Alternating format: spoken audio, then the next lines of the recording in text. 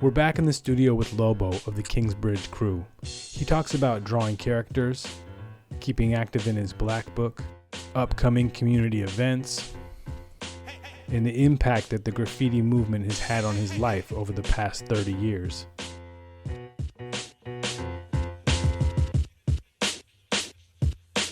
Yeah, so in the Bronx, what's Halloween like? Did they do like...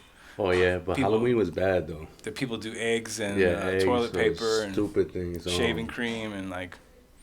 There was people doing some crazy stuff. There was like putting glass in tomatoes and throwing crazy things at people, rotten eggs.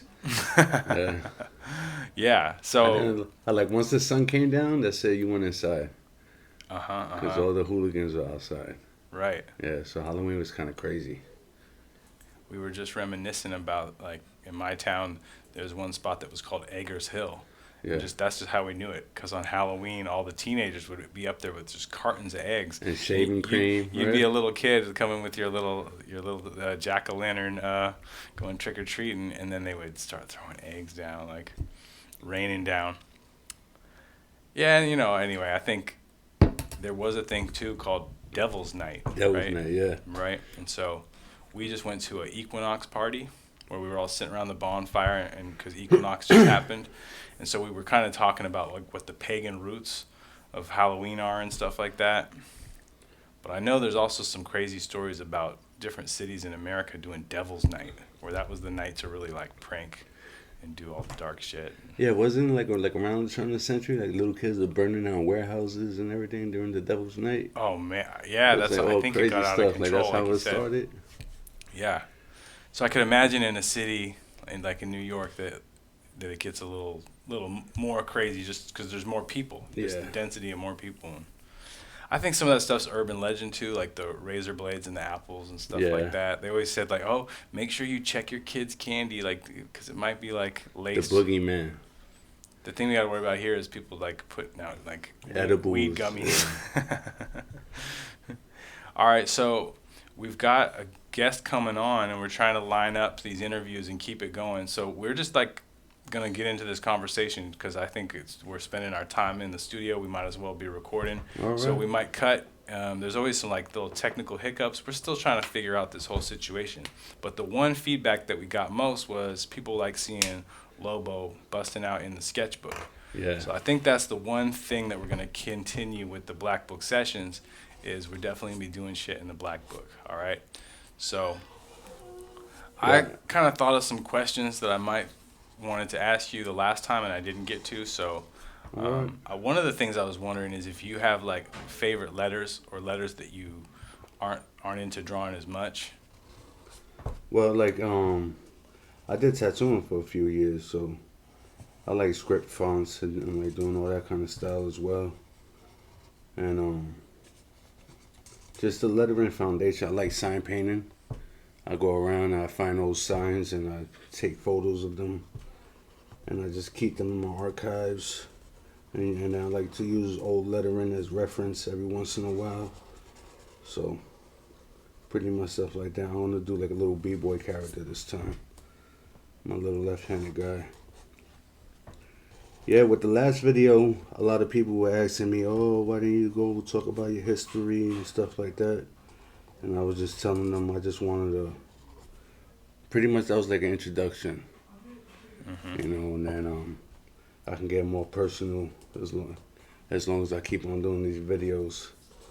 Well, yeah, well, let's get into the tattooing and stuff, but I definitely want to ask you more about the back in the day kind of stuff. Yeah. And I think it's good to drop names, and shout out the folks who were there in the scene in the early days. And of course, it's like we got to put it down for history's sake at this point. Yes, sir. And then, okay, well, before we get into all of that stuff, like, there's something that you're doing with the character that I do in my stuff a little bit. Yeah. I call it like making it chunky, or like maybe I over exaggerate, like the way that you're kind of over exaggerating the size of the wrists and the hands. Like, for me, that's like something that I think I picked up on from graffiti that kind of made it into it's like half comic book, half graffiti, half tattoo style. It's kind of all in inspired from everything. But what do you think about that? It's like making things extra angular, giving them a little exaggeration, and for me, it's like kind of making things fat, making them chunked out. Well, it's almost like you want to give it motion too. You know, like the skate deck, right? You see how the guy, the wolf, he's just like popping out. His hands just everywhere. You know, you make him focus on the center and the mouth, and then everything around is like exploding. So you do it that way too. So yeah, no, I just pretty much I like illustration stuff. So like you said, like I go back to more like the comic book and then cartoon illustration kind of stuff when I was a kid. And I just saw a lot of graph growing up. There's a lot of dope people out there that influenced me. And I took... It's crazy because they talk about like, they say back in New York, they say, oh, you jocking. You see somebody's style and you copying it. But I don't see it that way. I see it more like those are the influences all around you. You know, you have people like A. Charles doing the little babies everywhere. Tracy 168 with his character faces. And then like FBA with the old school trains with the sharks and all the B-boy characters. You know, those are all influences. You know, you see those images every day and they passing in front of your eyes and subconsciously that stuff gets in your head. You know, so when you sit down and then you try to break down your own style, it just naturally comes out, you know? And then there's like the thing like Mark Bodie, you know, Mark Bodie, like his father, Bon Bodie, like we talked about last time. Right. That's a lot of influence to the game. You know, with the flying eyeball and the lizards and the Cheats Wizard. So people see that all the time and it gets in their mind. So I don't really consider it like, oh, yo, he's jockeying. Nah, it just becomes a part of you. You know, all your influences around you, your culture, the people around you. You just start putting it out there and it just comes out. You know, like this little B-boy character I posted up on Instagram the other day. I posted up a picture from '95 and then the wall I painted last time. So that's over 20 years. And the character, both of them had blue jeans, a red shirt, and a blue hat. And they're both left-handed. So subconsciously I did the same character 25 years later. Right. But it's the same guy. But it's evolved. Yeah, it's just evolved. It look way better now. You got the shadows and the undertones. Back then it was just flat. But just like with age, like what we talked about last time, we just keep on growing. So that character started on a rooftop and it traveled all the way to freaking Humboldt, California. You know?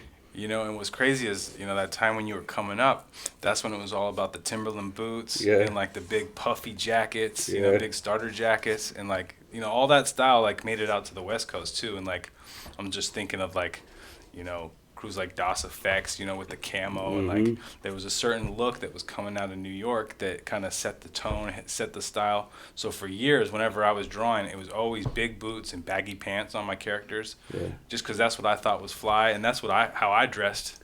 I was kind of sad last weekend in that fair, in the vintage fair. Man, you know how much stuff I saw over there? I was like, oh, wow, that's dope. I ain't had no extra cash. I would have bought some stuff over there. That vintage fair is trouble, man. And then it appeals to your nostalgia factor too. So you just see some dumb T-shirt and you're like, I gotta have that. I haven't seen that logo in 20 years. Like those like starter jackets. You saw them? They're like the puff jackets. The real shit. The real shit. I was like, oh shit, fuck, man, I'm gonna bring that back out. Yeah, that's funny. Yeah, I remember a little kid like running around in a tracksuit.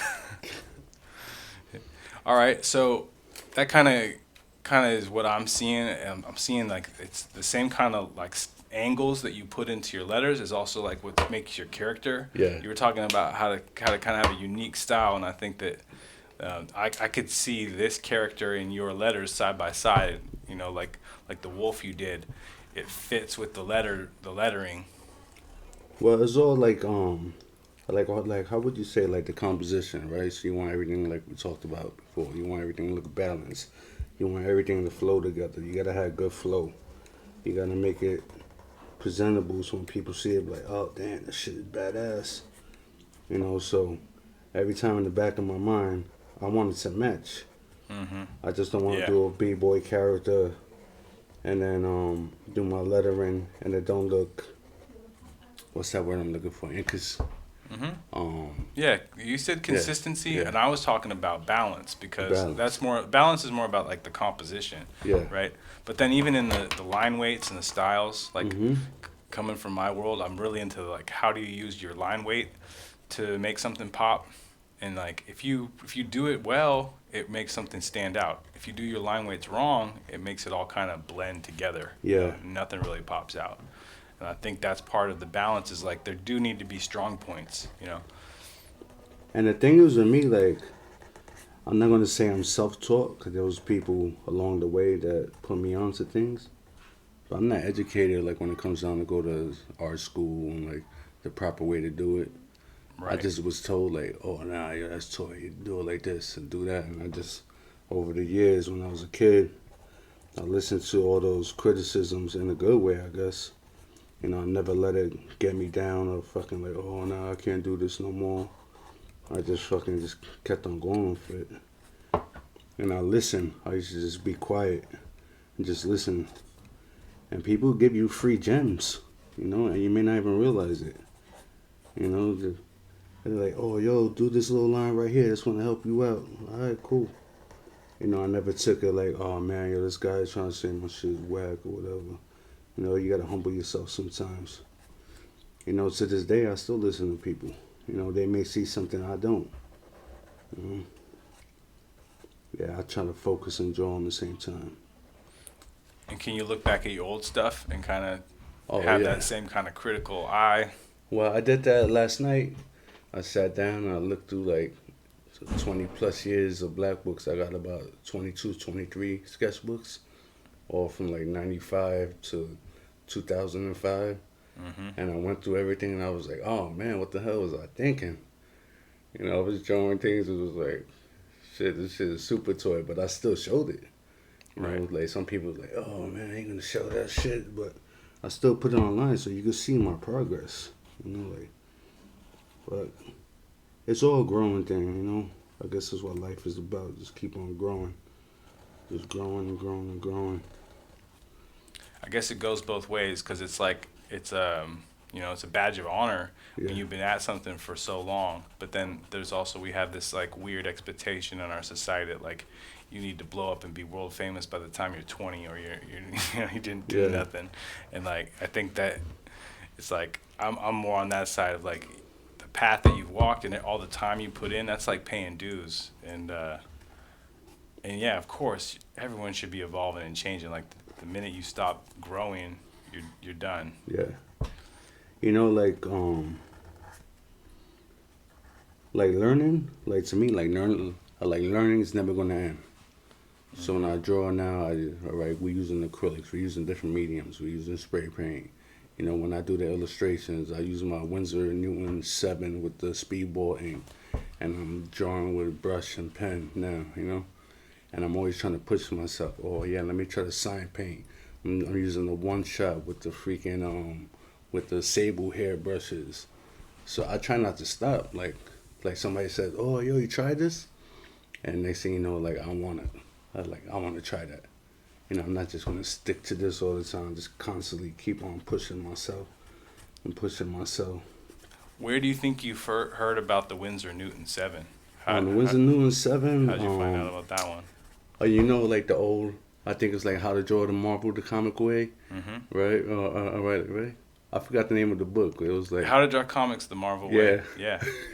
So in there's a reference in there, and it'll tell you what tip to use on your lining brush, Right. and it'll tell you what brush to use to use your ink, and then it'll talk about what ink back in I think it's Higgins, right? Higgins. Yeah, Higgins. It says to use the Higgins and all that. And I've probably seen this book like 20 plus years ago. Right. And like all that information is still stuck in my head. You know, I think about like, oh man, I need this, I need that. Or like my uncles, once again, they were all mechanics. So my mother bought an old Duster off one of their mechanic friends. And that was our daily driver, but the guy was a pinstriper. So the whole car was pinstriped. So in my mind, all that lettering, it's stuck in my head. So I sit in the front seat and the dashboard got pinstriping all over. And then, like, when I got older, I'm like, oh, yeah, I want to learn about pinstripe and all Mac brushes. And then you learn about this sable hair, square hair. You know, and then just put all that shit together. Yeah, that's classic. And you know that it should be called How to Draw Comics the John Buscema way, right? Because he was the guy. It was like his style. But then you know Stan Lee, he was the editor, so he was the one like, no, you got to make it more punchy. You got to make it more dynamic. So like, you never have a character standing looking straight on. You know, get a different camera angle on this shot. Oh yeah, I did. I think I've seen those videos before, right? It's on YouTube, right? Well, they actually made some videos with like Jim Lee and Rob Liefeld. Oh yeah, and like Tom McFarlane. When they're like 20, 25 years old. So it's funny. I was watching YouTube one day and I see a video, and it's Stan Lee, right? And like he's presenting. I think it's Tom McFarlane and Rob Liefeld, right? And they're talking about different line weights. Mm-hmm. And in the background, because this one they was still part of Marvel. Right. In the background, there's a picture of Spawn. And Rob Liefeld's like, oh, look at the different line weights. And you see Tom McFarlane come and put a piece of paper over the drawing. And I was like, oh, man, look at that, yo. Like, they had that thing planned way before. I know, and there's even, I think Rob Liefeld is even like, hey, okay, I'm going to draw this new character. I think he even, like, throws, like, you know, he's drawing Cable, and he throws in, like, Overwatch and Deadpool. And these characters that he came up with. Mm-hmm. Yeah. People love ripping on Rob Liefeld and the fact that he couldn't draw feet, but I'm just blown away by how successful he was at such a young age. Yeah, he was like, what, 19 years old or something? Yeah, and like for all his flaws, like all those books just had a certain energy to it, and like those were, you know, his art was selling those X-Force books, and I think that's something that people can remember. It's like not always about the detail; it's about the energy that you put into it. Mm-hmm. Doesn't mean people are gonna forgive some of his doozies, like his flops, but and like what I like to do too, all right, because YouTube, it has everything on there, right? So I watch documentaries about artists all the time. I just recently watched one about Goya. Mm-hmm. He was a fine artist all his life, and then when they found him dead, they went into his house and he has all these horrible freaking paintings on his wallpaper. It's like him eating his son, two prostitutes ripping the guy apart, and nobody knew like this is on this guy's mind until after he passed away. Well, so like, it's just crazy, like just art in general. It's just crazy, like the way people's minds work and shit. Well, and it's great to see those deep dives on those documentaries, like Van Gogh too. Like you know, they were running around in the hills of Italy, like you know, slumming around, like it was crazy. And like some of the stuff, like the imagery of like the bullfights that you see in there, it's like because that's what they were doing. They lived in towns where they were doing bullfights, and it's dope.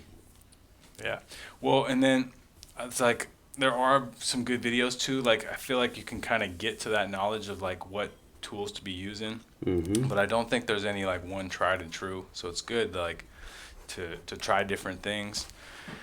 But for me, I think I'm curious to know like what other types of like go-to materials you got, because right now you're just getting down with like the alcohol gray and the Sharpie.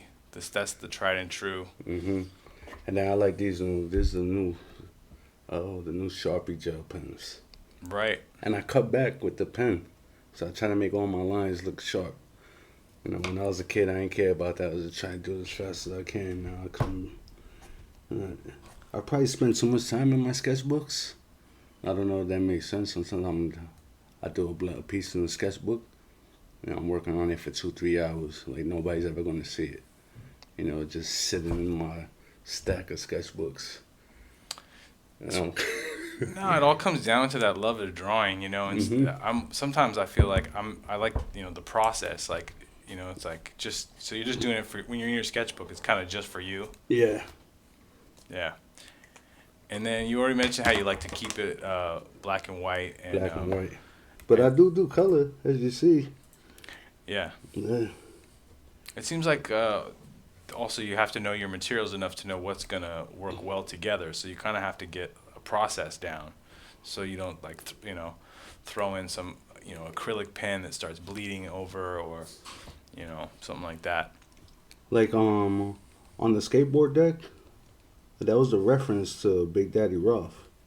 So I took like the Raf ink, and I took that idea, which was in my mind already, and I just made it into a wolf, because Lobo means wolf in Spanish. And I just modernized it and then gave it the whole graffiti element to it. So I mixed pinstriping culture with skateboarding culture with graffiti culture all in one deck. Mm-hmm. So that one deck it go across the board now. Freaking a pinstriper could be like, oh, I want that. Right. Or like a collector that collects skateboard decks, oh, I want that graphic. Or like somebody who collects graphs, like, yo, I want that Lobo piece.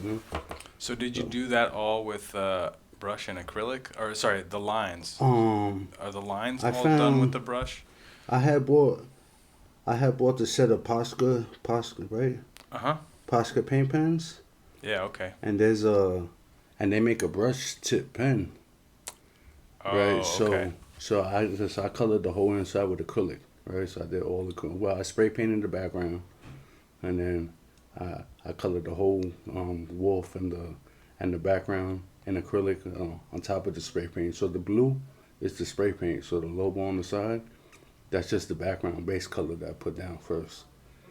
And then I found the brush tip pen, but it's a acrylic based brush tip pen. I was like, oh man, let me try this. Cause I'm used to using brushes. Man, that thing is smooth. It goes on with solid black. Solid black. Don't have to go over it twice. Yeah. Don't gotta go over it. And I think if folks could get up close and personal with that board, you're not gonna see any like bulges or bumps of like dripping paint. It's all perfectly smooth. That's where it looks like it's done like with like stencil or silkscreen quality, because it's flat. It's completely flat. You can put your hand over that board. But then the crazy thing is, I gotta go online now to see if I could just buy a whole bunch of those pens, because I'm a hoarder with things like that too. Yeah. So now I'm like, oh man, I like this tool. Instead of dipping the brush and mixing the acrylic with a little bit of thinner or like medium to get it to the consistency you like, it's already in that pen. I know. So I'm like, oh fuck, now I need like 5 of these things, because once I go through one, I'm gonna start going through them.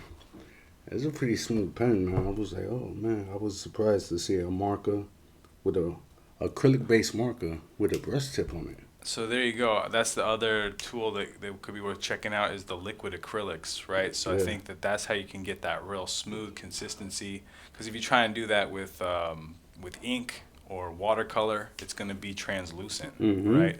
And I think that's the whole thing. When you put the paint down, you don't want to have to come over it twice. You want it to be as opaque as possible. Yeah. Because on the background, I painted all that in with the brush. Right. And the orange on the background, man, that's like three coats of orange, just to have it look solid. Yeah, so one coat, let it dry with the hair dryer. Try to make it dry faster. Put another coat over it. Make it. The orange is driving me crazy because it kept on looking streaky. Yeah. And then the purple too. When I put the purple down, like you see the clear, and once I put the clear on it, I didn't let the paint dry all the way, so you see the different like stroke lines on the purple. Right. And to me, I was like, fuck, I fucked up the whole thing. And then your wife was like, no, it looks like it's texture and all that. And I just want that solid color. There you go. Well, that probably comes, like you're saying, from like the love of like art on cars and art on like sign painting. Yeah. You want that stuff just to be, perfect, crisp, clear. And I think that's what the aerosol does. That's what graffiti does. Is like, you're not gonna have any like brush lines coming through. It goes down so smooth. Yeah.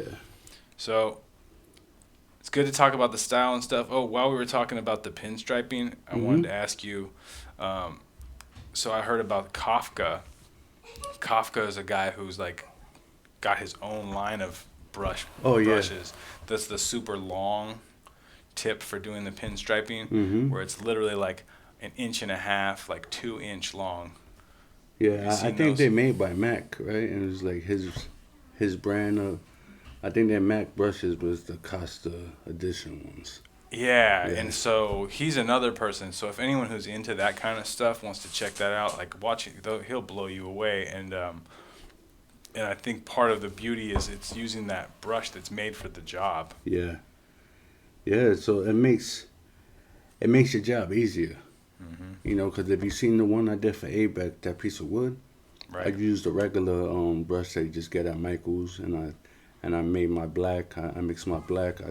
I used some of the Liquitex black, and I mixed the Montana Hmm. black. The not Montana. Oh yeah, the Montana '94 black, the liquid one. Right. I mixed it together to the consistency that I like. And then I had to do line by line, dip it in the thing, get a piece of paper, make sure I And make sure my brush is not too over full, go back and forth.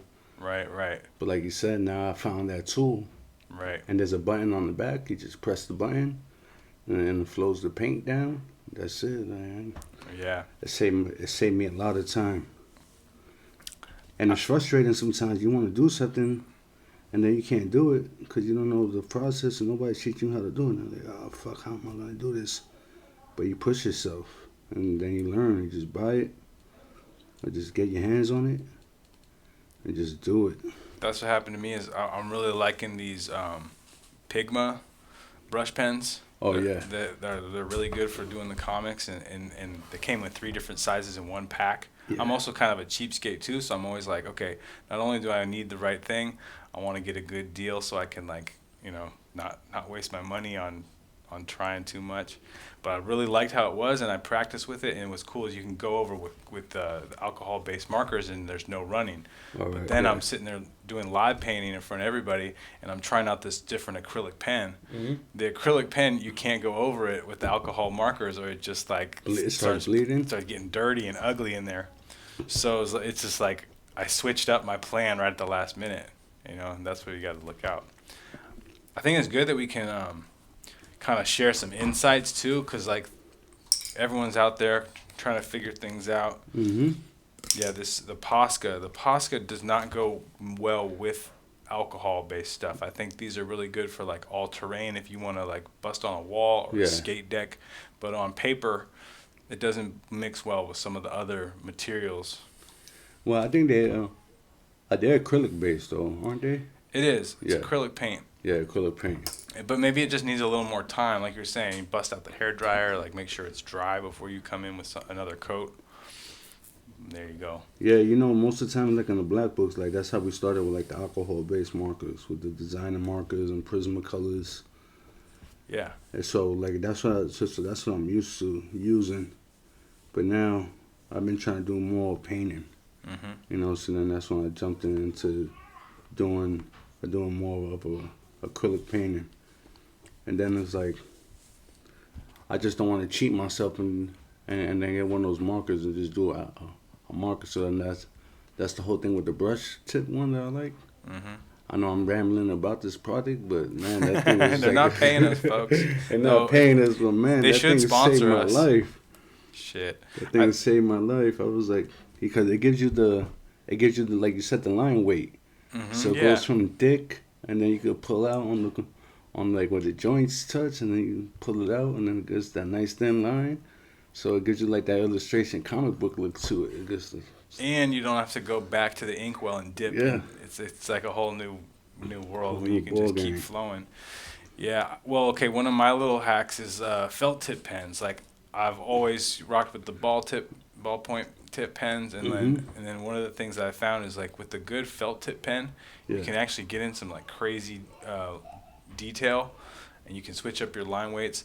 And like when I'm using my nib, like old comic book style, the nib only goes in one direction. yeah, So it's like it changes your whole game.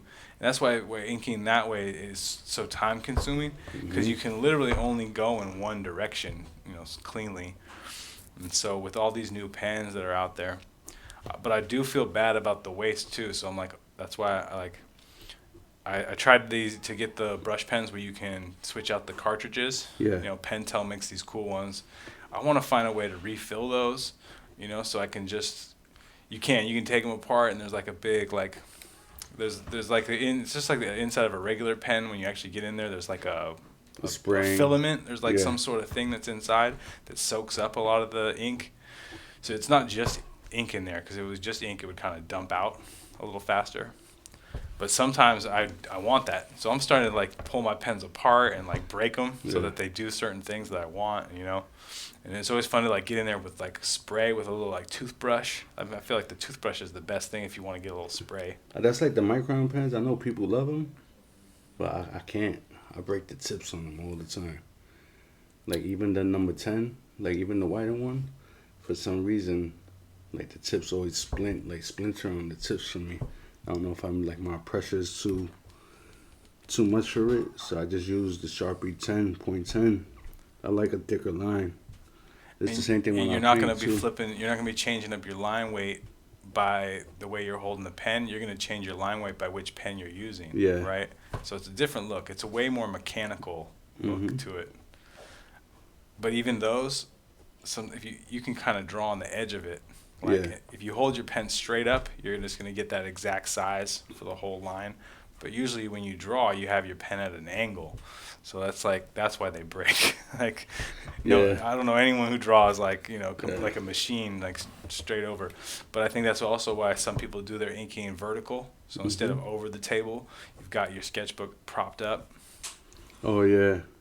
I've been meaning to like do that a little bit more. I got this little pad here so I can do that, but I don't have a full size vertical table yet. It's crazy because I got a drafting table with the last one, so I Mhm. want to put a light underneath it, make it to like a giant light box. Right. But then I got like this cheap wooden easel thing that sits on Yeah. top of the tabletop, and I end up using that more. Right. I don't know. I'm just so used to it that I don't want to move the glass up and down. It's too fancy. And I come with this fucking $10 thing that I found at Michael's. It just sits on top of my desk, and I just end up using that all the time. Yeah. And then you flipped it up, so now you're bringing in the details with the gel tip. Mm-hmm. So Just a little that there you go, folks. Like that's what I'm saying with the knowing how to switch up those line weights to really make it pop, you know, and that's kind of one of the things you pick up with practice is like it's not all the details you put in. Sometimes it's the details that you leave out that make a good piece. Yeah. I used to try to do like real heavy detail stuff before, but then it gets lost. You're looking in and it kind of looks like everything is like blends together too much. So I kind of fall back on that now. Just trying to have fun. Just drawing every day. That's why I like spot shading. So once again, like the other day when we were out at the wall, I feel like the shadows on the letters that go like this, you know, that kind of gives it that 3D feeling. Mm-hmm. Those tend to do those in solid, or do you put shading on those? Oh no, I put shading on those too. Yeah. And then sometimes what I like to do is depending on who's painting next to me, I'll try to go in the same direction or like opposite direction to make the whole production flow well. And then also what I try to do is I try to give it a light source sometimes. So if the light is hitting from one side, so you know where your highlights, where your highs and lows go. And then when you do your 3D on your piece, you do the same thing. Mm-hmm. So then when you step back, it like almost has a perspective to it. Like, all right. So I see all the focus is coming from this area, and then bang, you know. Yeah. And that's stuff that I learned in the street, you know. Like painting people, like, oh, yo, you gotta have a light source to your name. Or this how the shadows come. Or this how the shadows go. Right. You know, I That's was the heavily key. influenced. Like when I first started painting, I was painting with this guy Clark Fly ID, and he pretty much like put me on. And then when I said last time when I met my boy Seamer, I was like 18 years old. And then with Clark, it was like we painted murals and we painted pieces. And then I learned all the like doing commercial work from him, laying down the tape, putting the cardboard paper on the floor for the overspray. So I learned that aspect from him, and lettering as well, like highlights, like more of the arts to it. Were people doing sandwich boards and like windows? Like, what kind of stuff was there? No. We used to do like a lot of mechanic shops and Like a hanging sign? and like Or- store no roll down gates. Oh, okay. Yeah, a lot of right. roll down gates for restaurants and like he was on a lot of a lot of commercial work. So we used to go get the spatula, scrape the wall, make sure the surface is clean, buff the wall. Sometimes he had like the image planned out already. So I learned all that from him because he was doing a lot of commercial work. But then when I learned from Seam, with Seam everything was more like style. You know, like we always gotta like drawing and sketching. Like we sketched so much back then. We used to just sit down and puff and drink and whatever and for hours just sketching and sketching, just doing black books. And then that's why sketching is important.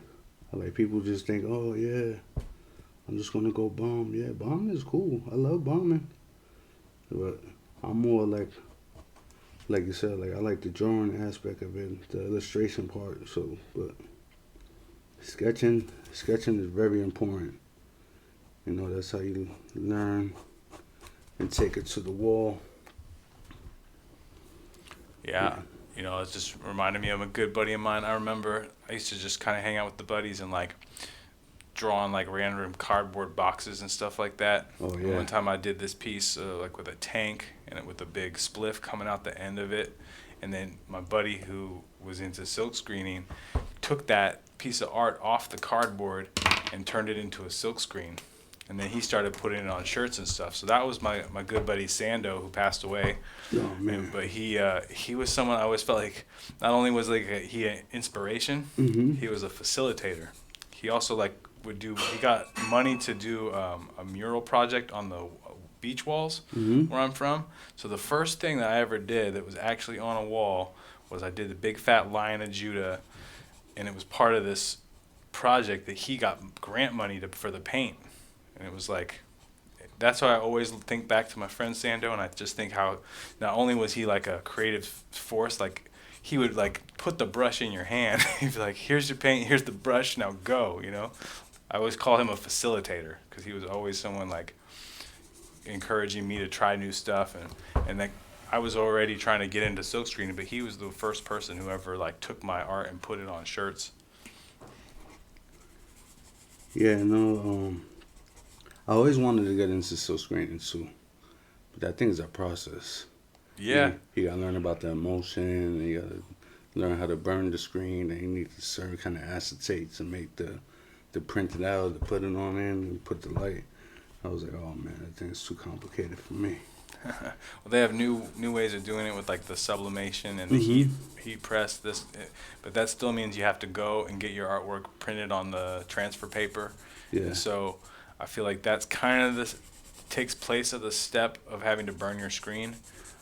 So it's a lot cleaner. So I think for a lot of people, you know, silk screening can get pretty messy, you know. Yeah. If you don't know how to do it and you don't have the space. But I like the texture of the silk screen too. If you feel like the texture, like how the way the sublimation shirts feel, they don't have that old feeling like somebody went. Well, yeah, it's a difference of it. Like, is it on top or Yeah. is it down deep down? I think what you want, you to make it last, you want to make sure that the stuff is down into the fabric. That's the other thing too, is like learning to run that squeegee and like really press the ink the right way is an art that you got to learn. And what your boy is doing is crazy too. That block printing stuff. I know Right. that goes back to like Japan and wood block. And Definitely. I was like, oh man, that's crazy. Yeah, and I think, like you said, like when you kind of go through the art school route, they don't let you just do one thing. So I showed up thinking, hey, I want to be an illustrator. You know, teach me how to draw. You know, I just want to draw. But then in order to get your degree, you end up having to take printmaking, painting, and that's how I fell into graphic design, and that's I kind of went down that lane for a long time. Well, that's the future now. Yeah. Graphic design. Sometimes people don't even draw with what they call this analog. Like people don't even draw no more. It's all on digital. paper. Everything's all digital. You know? Yeah, my process with that has been a slow start. It's like it is learning a whole new skill, and so my advice for people is to know the real materials, because those programs like Procreate, they're trying to imitate what the actual materials do. Like if you get your watercolor brush, it's trying to do some of the stuff that watercolor does. So you got to know what you're imitating before you can really control it, you know. But hey, I think my favorite stuff is usually a combination, you know. I think lately with me it's the painting. Like after I painted that deck and I painted the other piece of wood for that kid, right. and then I sit back and I just like sit in my garage, put my music on or a podcast, and I just go to town. And now I'm one of those people like I had that deck for what 3 weeks. I'm a procrastinator. I painted it. I painted the base coat on it, and had it sitting in my garage on the easel thing for 3 weeks. Every day I go to work and I see it there. I'm like, oh man, I gotta paint that fucking deck. I gotta paint that deck. And then the day right before your fair, on the fair over here, I painted the deck all in one night. So I'm one of those kind of people too. I wait for the last moment, and then I just push myself through all the way through. That's being a procrastinator. Yeah, dude. It was a procrastinator. I spent like 6-7 hours straight.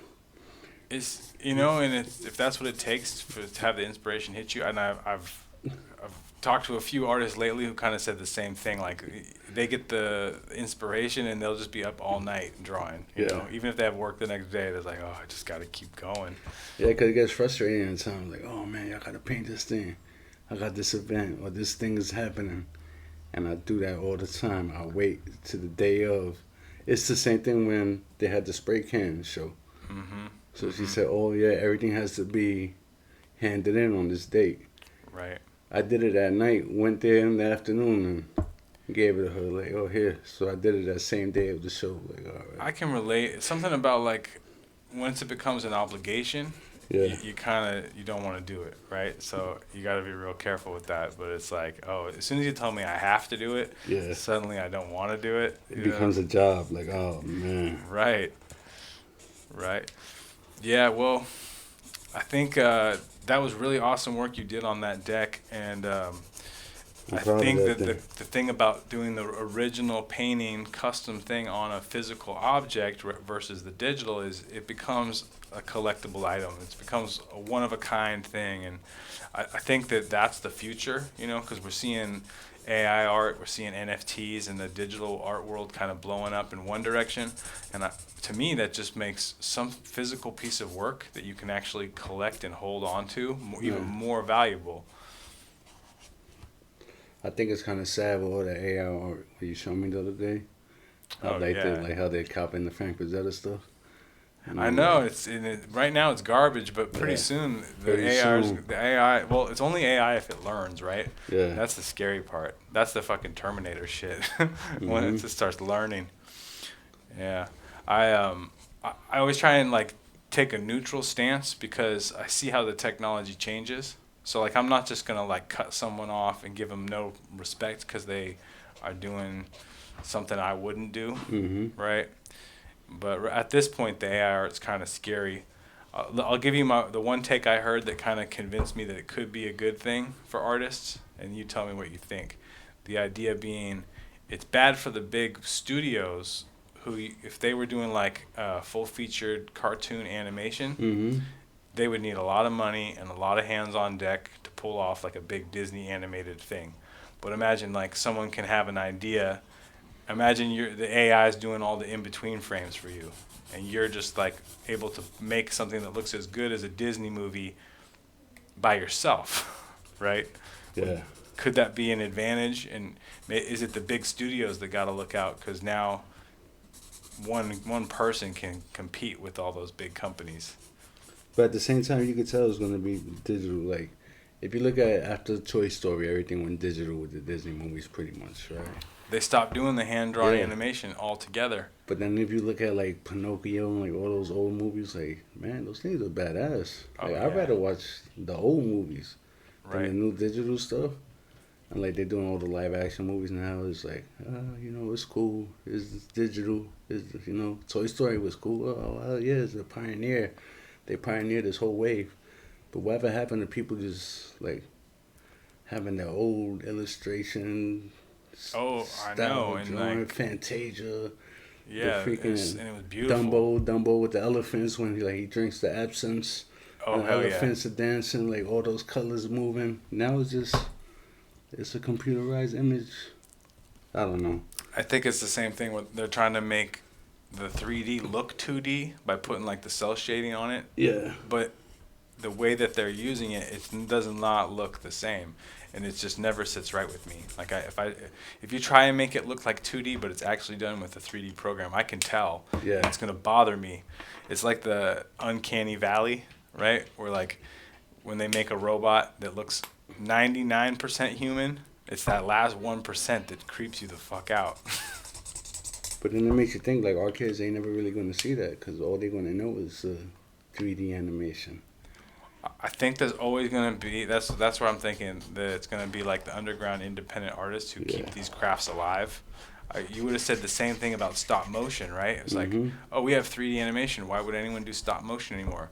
But that stop motion, like the real deal, building models and all that stuff, the practical effects, it's timeless. It looked great.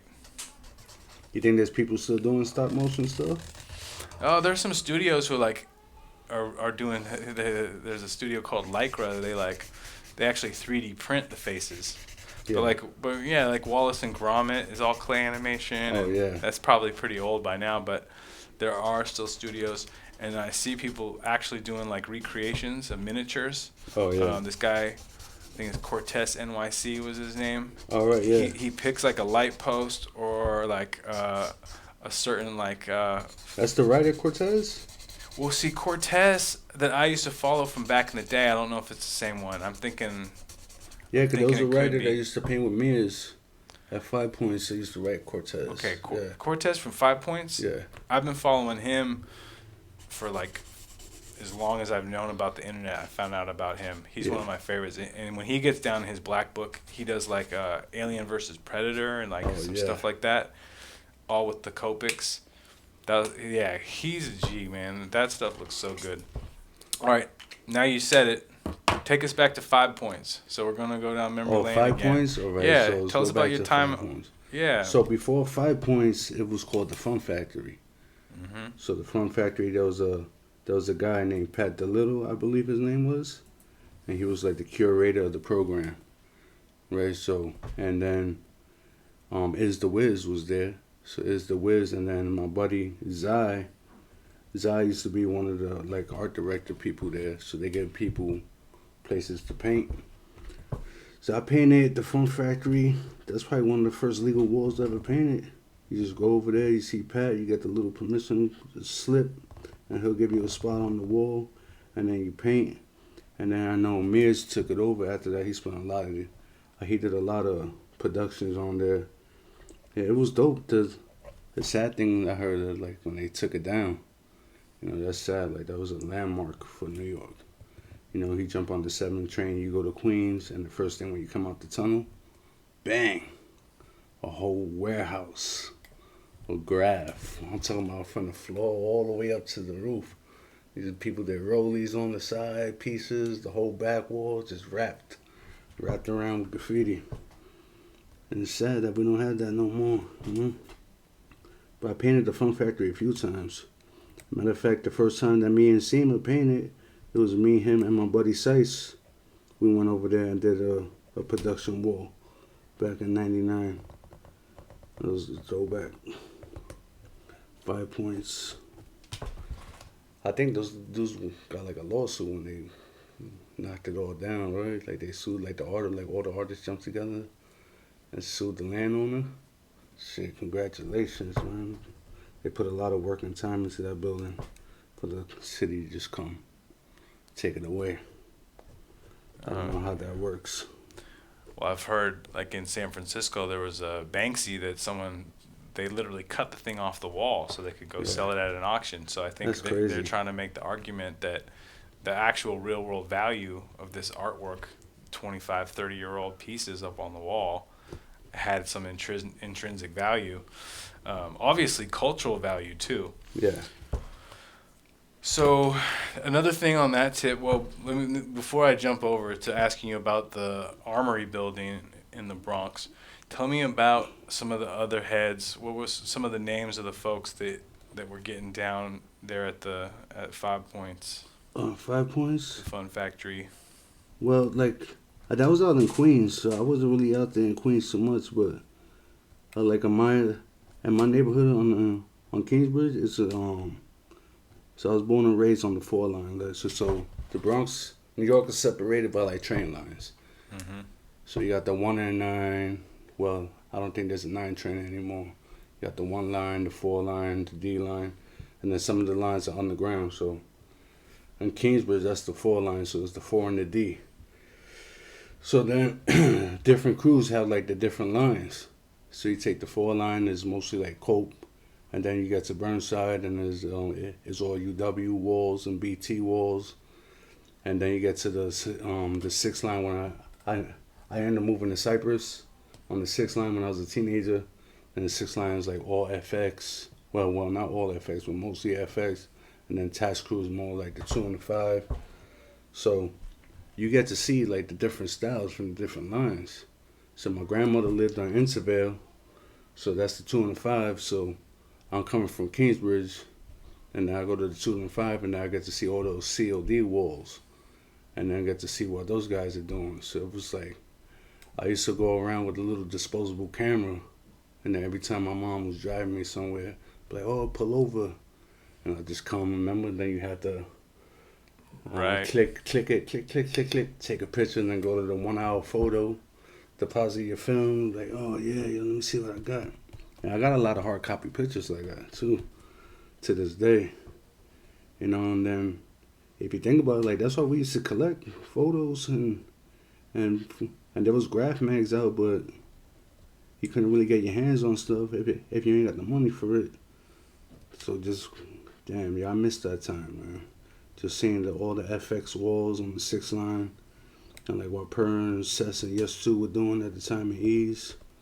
It was amazing. Like Task Crew, all their freaking advertisement ads and like everything they were doing. Man, that era, I miss it. It's never going to repeat itself. Like that's an era. Like, oh man, yeah, like you ain't never going to see that again. Like the art that was coming out of the era in the mid '90s and the '90s. It's because it's almost like you had the first generation in the 80s, and then the second generation could come along and learn from that. Mm-hmm. And then that was the scene that you were coming up in. Yeah. So it was like this, right? So you got like the 70s really with the train riders. Mm-hmm. And they were just banging tags and like double outlining. And then in the 80s, then they started getting like the panel style burners, and then they start doing the arrows. And like I used to have a buddy that used to live on the 199. So there's a crew called FBA. So his uncle had photos. I forgot what his uncle wrote, but he had like old Airborne, Spade, West, FC, all these old trains like taped together. So they used to take the photos, take 2-3 pictures, and line the pictures up in the back, and then tape them together. Like wait till it comes in on the station. Yeah, so then it looks like a panoramic picture. So they going, and when I seen those shits, I was like, damn, who the hell is this? So then you got that whole era of the 80s, right? Then in the 90s, when the trains died, everything went onto the streets. Mm-hmm. And then you had crazy bombing, like fucking, I remember I used to see a lot of Cold Per and Pove, GU. They were bombing everywhere, just black and white, silver fillings everywhere. And then you a little kid, you see this shit, and those are your role models. Like, oh shit, y'all want to be like these motherfuckers. These motherfuckers is killing this shit. So I was lucky enough that in my area, you just walking down the street, and these guys are doing the production. They're painting murals. I walked down the street one day on Grand Avenue in Kingsbridge. There's Scene UA, T-Kid, Cope, and then that's when I met Clark Fly ID, and they just painting right there. And I'm like 15 years old, like, whoa, fuck. I got my little toy black book, like, yo, look at my black book. Yeah. I used to walk around with this shit too. I'm just walking around everywhere with my black book, and people like, yo, you right? You just get an outline, share outlines, and then that's how you meet people. As a matter of fact, I moved to Upper Westchester to stay with my aunt when I was about 13. Then I moved back to the Bronx at the end of '95, in '96, and I started going to this high school on Grace Dodge, and I met this kid from Burnside named John. So he took me I started hanging out in Burnside. There's a crew over there called UW, in King B, so I started seeing all these King B murals and everything. Then I met this dude that worked in the tattoo parlor. And then he wrote this, and he passed away in '99. So I started cutting school to go hang out in this tattoo parlor. So then, I'm originally from Kingsbridge, but I disconnected from everybody when I moved upstate. So this took me to my, what I call my block, to the neighborhood I went back to. It was the Kingsbridge in 196. And then I seen my childhood friend, and then he ended up writing. And then I found out his older brother was like one of the kings of the four line. And then he used to write excess, so every rooftop had like these giant excess blockbusters everywhere. So one day he's like, yo, push my crew, SHS, Stay High Squad. So then me and my cousin painted these trucks. Next thing you know, I'm on that block every day. I'm just meeting writers every day. You know, all my childhood legends was like, oh shit, this motherfucker's like 3-4 years older than me. I'm thinking like they old already. Right. I'm like, yo, I'm like 15, he's 19. This motherfucker been killing this shit for 10 years. So I'm like, oh shit. And then I just keep on painting and painting and painting. Well, I just like painting murals though. When I seen like Cope and fucking King B and Clark and like all these guys painting all these murals, just that mean lettering with the backgrounds and the colors, like, oh yeah, that's what I gotta do. Right. Yeah, that shit stuck in my head. Like I gotta paint. To this day, I want to paint, man. Every day, I'm like infatuated with this shit. The hard thing now is the names and I used to know all the names of all the Krylons of Rust-Oleum. Oh, terracotta, wildflower, summer squash, and now they got like, there's so much paint out there, I don't even know where to start. But Yeah, I'd be fucking with the tropical pink. It's like my magenta that I like to go to. But did you hear about the Armory building? Because I don't know much about that. On the Armory building? I heard that they're going to try and turn it into an art museum. Oh, yeah? On Kingsbridge? Yeah. Oh, shit. Yeah, so there's a big armory, right? So once you get out the train station, it used to be bombed. The whole thing had throwies all around it. It looked like it was deserted. I guess like the military does training in there. Mm-hmm. And then I guess like back in the 80s, like Billy Joe performed in there. Because I remember everybody was like, oh, yeah, I was a little ass kid. I remember hearing about that shit, but it's a big, like, ancient, like, castle-looking building right in the middle of the ghetto. It's quite a landmark. Yeah, landmark. But it's kind of like, is it the train that goes by that side of town? Like, well, I used to go to elementary school right across the street from it, PS 86. Okay. So there's an elementary school right here, and then there's a big reservoir, and then there's a giant, like, castle. Right on Kingsbridge. Once you get off the train station, you just walk down from the platform. It's right there. It's just a giant armory. But yeah, well, what do you think about that idea of them making it like make it a street art museum, make it an ode to, especially for that neighborhood? Man, there's a lot of artists from that neighborhood. Like, there's so much art that came out of that neighborhood. It's unbelievable. The successful artists, like, oh man, just like a freaking bombers galore. You just stand on Kingsbridge and you just see everybody. Yeah. You know, and then people bring people from other hoods over there. I miss them days. I have a feeling, like you were saying, they'll probably have a bunch of the hip hop stuff in there too. Oh yeah, because Cedric and Cedar. Yep. And then I was listening to the KRS song. He says in the song, Cedar Park. I know, and so that's what's funny is the song is The Bridge is Over, but he's talking about Queensbridge, and he's coming at Marley Marl and like and repping South Bronx. So that's why I threw that beat on there, and I think and Cool Keith is from the Bronx, so like that's why I put that joint on that other video we did, the little clip, just because there's like so much of that origins of hip hop come right out of that same spot, that same neighborhood you're talking about. Mm-hmm. So I think that's what the Armory building is going to be. It's going to be like an ode to everything that's come out of the Bronx. Man, that'd be dope. Yeah. And now I got to go back home and go visit. Yeah, hell yeah. You have to make sure they have a Lobo piece up in there. Yeah. Yeah, because when I lived at Lobo Kingsbridge. I lived on Aqueduct on 192nd. And that's where I first grew up at. And then I moved to Bainbridge. 196. Then I had a cousin that lived on Webb, and one in between Kingsbridge and 195. So all those different like neighborhoods, I was always jumping around. I was on Aqueduct one day, then I jumped over, went to Strong Street and Webb. Then I go to Morris on 196, and then I go chill in St. James Park in Creston with my buddy Chubby. And matter of fact, Chubby's the dude that put me down with KBC back in like 96, 97. And then that's how far back, like, I love Kingsbridge. I didn't know you did. I knew about the Armory. I'm just trying to figure it out because, like I'm saying, like where you're living, yeah, it's like the train lines, the blocks that you're living on is like that's how you know where you're at in the city. But that's more, that's the west side of the Bronx. And then when I moved to the South Bronx, like Cypress Avenue, that's the South Bronx. That's a whole different. Okay. Yeah, the South Bronx, Cypress Ave, Beekman, St. Anne's, those neighborhoods. That's where you gotta like people walk on the avenues. Like my mother used to be like, "Oh, don't walk down the side streets." So yeah, I used to go to this program thing over there. Mm-hmm. I just whatever. I just walk whatever. There are a lot of people they just stay on the avenues. They want to go up and down the side streets. Cause people like, "Oh, like who are you? Who you know?"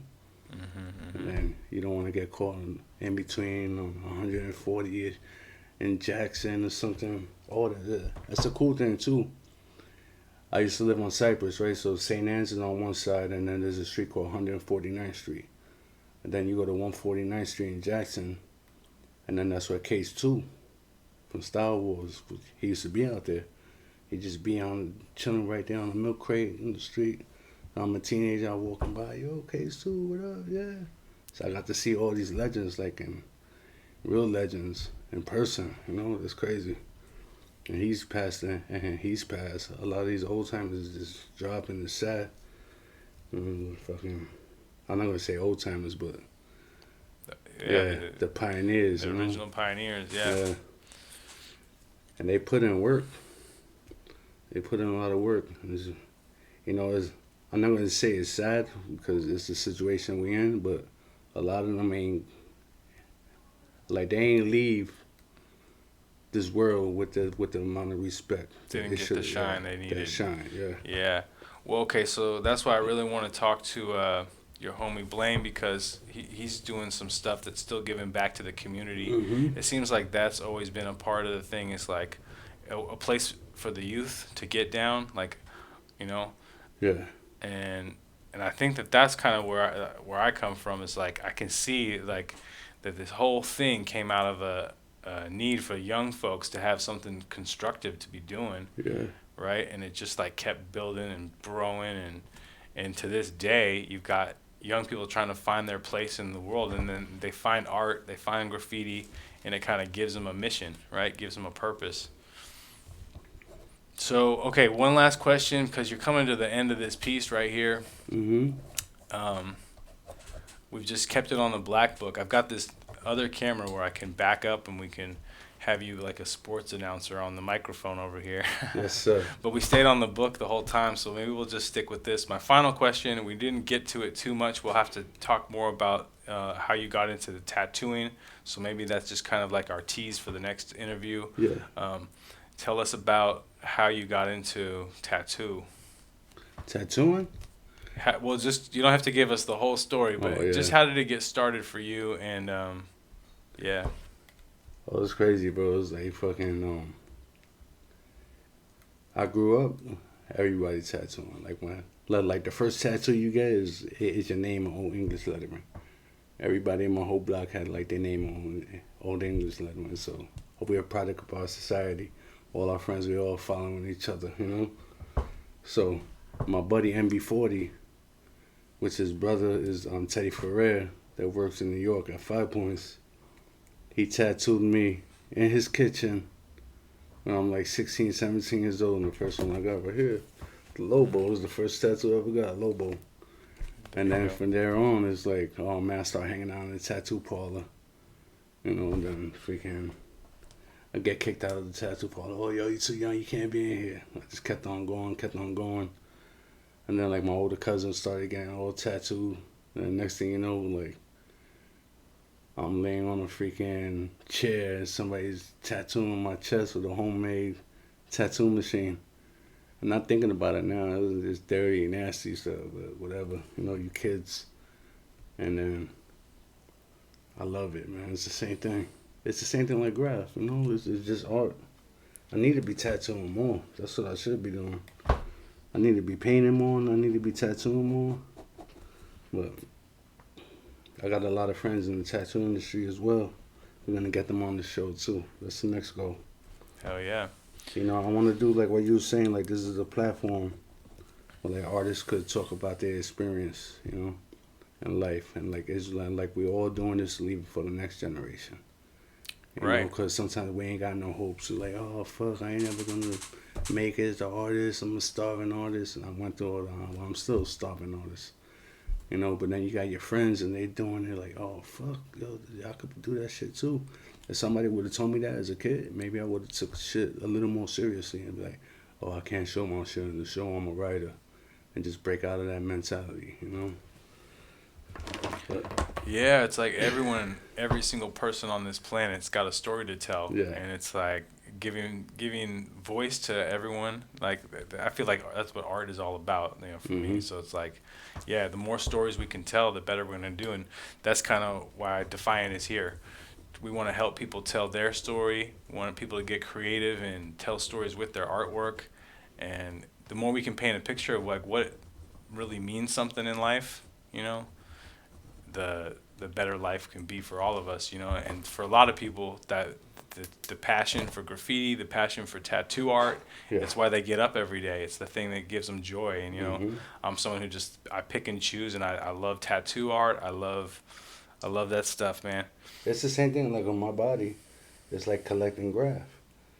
You know, I like lettering. So when I found Flax was in Atlantic City, this was like 10 years ago.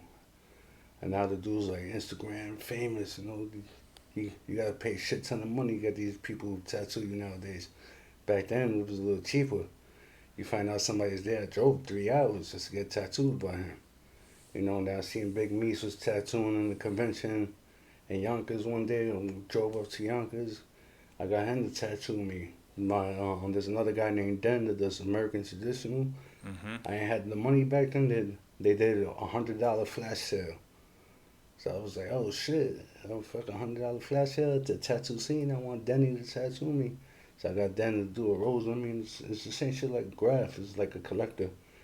You know, my buddy Pito, like he's working now. He's an amazing artist. My buddy Bass got his own shop.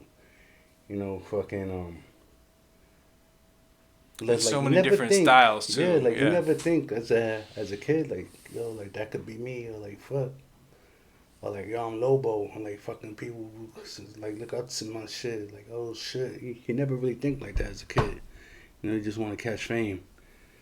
But yeah, I guess I'm a collector as well. Right? Collect it right on your skin. Collecting on my skin. Hell yeah. You know, my buddy Edson was the one who gave me the no days off right here with the spray can. Yeah. I know there's just so many different styles. You know, there's people doing this like, you know, biomechanical. There's people doing the old, like you said, the old English. Yeah. Doing like the old sailor tattoo style. And then that's another rabbit hole, because then you start learning about those artists. And you want to like you're coming in on a long legacy of people who've been doing something a certain way, and so you want to understand where it's coming from. There's another reason why we got to do these interviews, so like people know the roots and the origins behind all these styles. So you're not just, like you said, it's not biting if you know and respect where your influence is coming from, you know? So, yeah, okay. that's a big thing. You know, yeah. Growing up, people like, oh, yeah, you biting, you jocking. Yeah, but, you know, you see something, it gets implanted in your mind. And you may not even realize you did that shit, you know? It's not like I actually took somebody's thing, put a piece of tracing paper over it and copied it. You know, it's implanted in your mind. You see these colors on the walls, and it's just implanted in your head. And then when you paint, it just comes out subconsciously. That's a fact. Yeah, there you go. So we're going to come back, and we're going to get more in depth on all this stuff. Thanks for hanging out, Lobo. No problem. Yeah, man. And hey, everyone checking out this piece. We want you to go check out the gallery because we got the skateboard deck that we were talking about earlier. Mm-hmm. We got that thing up on the store so you guys can check it out. And we're just going to keep collabing on these videos. Are you gonna plug your show? Well, we definitely got the workshop's going to be ongoing too. Ongoing? So it's going to be workshop Wednesdays, hosted by Art by Mungo. And then what I'm trying to do is people who can't make it in person, you can sign up, and I'll make sure that you get video recordings of what's going down. Because I'm at that point too where I just want to pass the torch and I want to share my knowledge. So it's like everything that I've learned for how I draw, I don't hold on to it like it's a secret. You know, it's like I don't think of it as like people jocking my style as much as like it's my job now to like let people learn the process that I use, because however anyone else does it, they're going to do it their own way. And it's really getting down to the fundamentals of drawing just from what I've learned in my life, you know.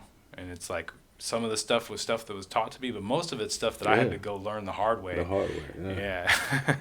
Yeah, I'm going to be hosting a sketch night at the Epitome in October, and it's going to be free. So I want all the young people, everybody, just to come and just hang out and just have the same thing, like open forum, just talking bullshit and just draw all night, you know. So I'm not up to your level yet and doing workshops, you know, but if I can hand down something and start the fire, you know, so they could pass that torch and make it grow. All right. So once again, we're going to wrap the show with that, and stay tuned. We got more coming for you. No days off.